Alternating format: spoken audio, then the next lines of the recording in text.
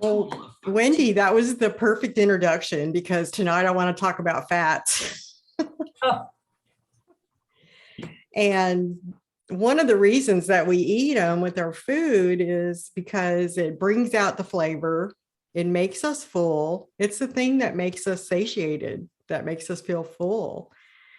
And, you know, for depending on your age, you might remember there was a big craze 10, 20 years ago about how fat was bad for you. And they started making all these no fat, low fat products. And instead of fat, they put sugar in them. And so what happened? Everybody started having brain issues and gaining weight because our brain is 60% fat and we need our fat. We need our fat because it's the precursor to our cholesterol that we make our hormones with, especially the sex hormones that we have to have it. And it just makes everything taste better. I don't know, you know, what the religious beliefs are, but if you look back in the Bible in the old days, you know, the fat was the part that they gave to the royalty because that was, you know, the higher part of the food that everybody, you know, had to eat the fat. So I've been getting a lot of questions in the last week about what kind of fats to cook with. So I don't know if you saw the picture in the Facebook group, but I've got like a whole bunch of fats in front of me and I'm thinking, why in the world would one person need all this stuff? But I have enough probably to last for a year.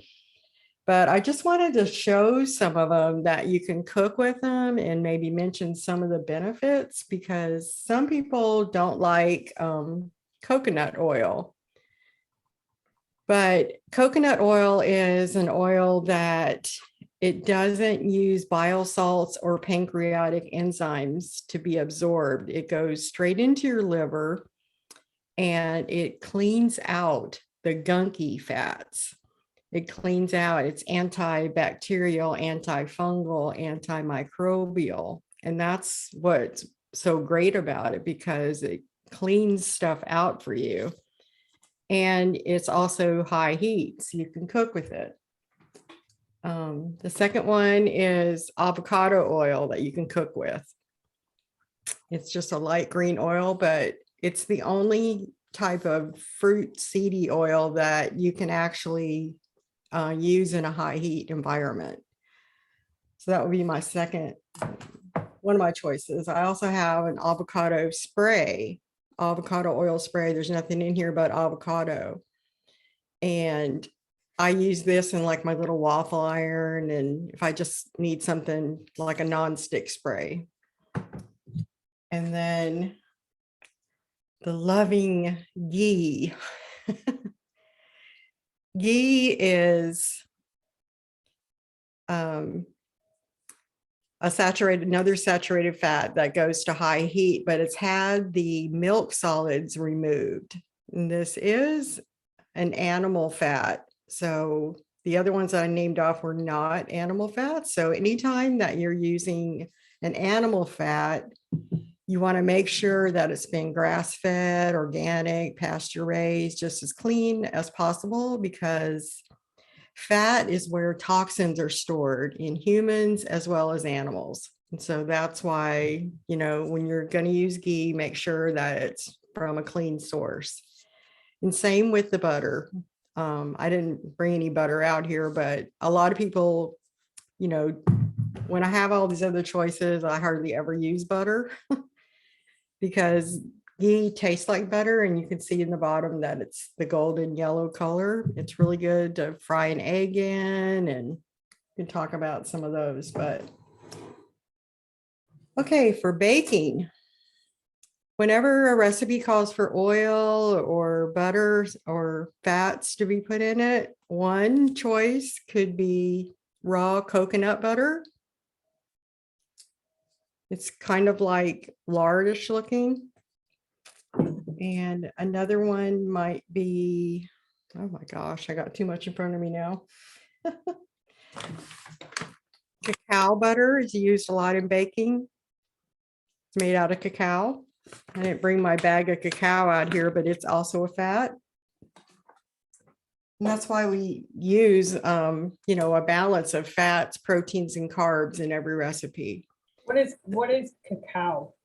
Cacao is chocolate. Oh, It's a chocolate plant.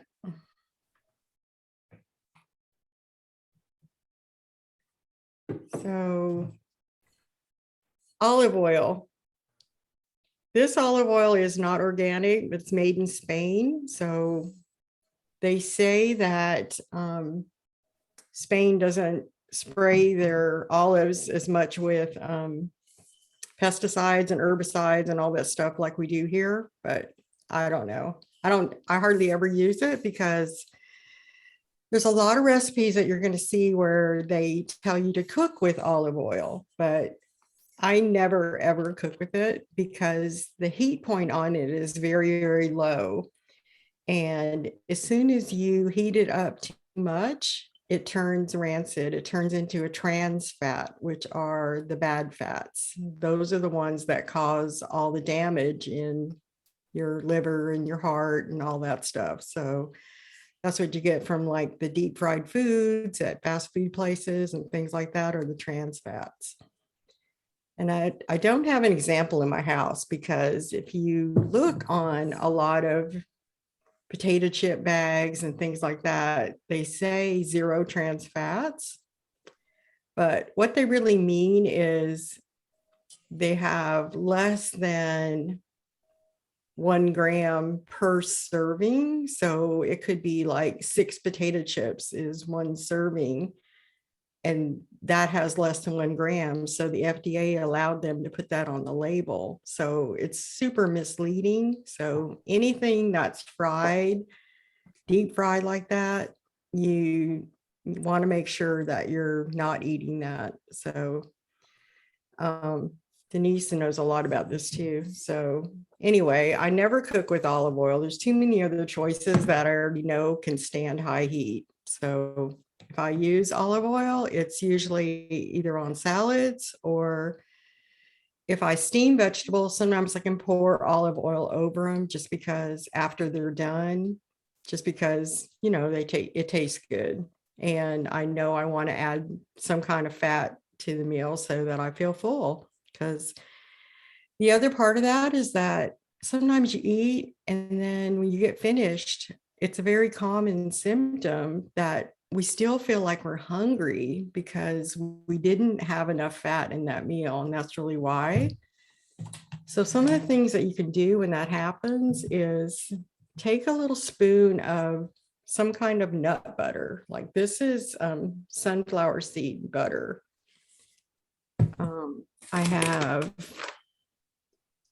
one that I just found that's super delicious called Nutso Power Fuel. And it's 7 different nuts and seeds made into a butter. I put this on my waffles this morning. It's amazing stuff. Another one I found is walnut butter.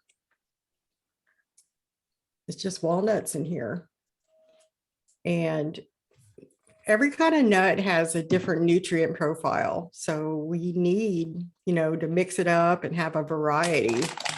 I've got just plain raw almonds. Yeah, Courtney says her husband does it after every meal. Drives her nuts. Chia seeds. What else do I have here? Hemp seeds. Here's some walnuts that I dry roasted. Put some flavoring on them. And the last thing I want to talk about is coconut milk. This little one is super creamy, but when you buy coconut milk, you want to make sure you don't get the light. You want the full fat. That's like the whole reason that we're even using it. So this particular one is made in Thailand. It comes in 8.5 ounce carton. So most of the smoothies call for 2 cups of water of coconut milk or plant milk. So I usually just use one of these and then I put another cup of water in with it if I'm going to make the full smoothie. Some of the smoothies are so big that I can't even drink the whole thing. So I just make a half of one. So the avocado, oh my goodness, how could I forget that? We have avocados with almost everything because the avocado profile has so many different benefits, including all the different fats, all the different types of fats and potassium and just a bunch of nutrients in there. So, and they keep you full and I think they're delicious. Sometimes for a snack, I'll just cut one in half, take out the seed and just put some salsa right in the little hole and just eat it. I mean, they're delicious. So anyway, let me see if we have any questions on salsas, and I'm gonna just make 2 recordings so I can just have this on a separate recording about the fats.